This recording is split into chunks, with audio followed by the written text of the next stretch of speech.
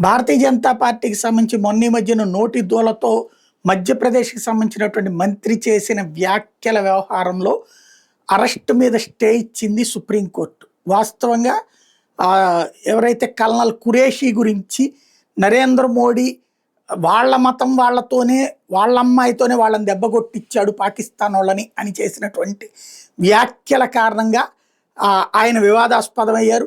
ఆయన మంత్రివర్గం నుంచి అయితే తొలగించలేదు. కేసు నమోదు చేయమని హైకోర్టు ఆదేశించింది.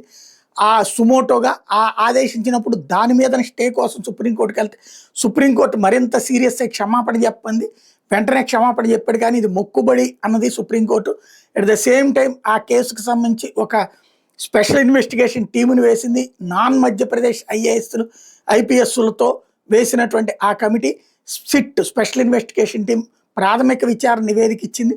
ఆ నివేదికను చూసిన తర్వాత తదుపరి అంశం మీదన స్టే ఇచ్చింది.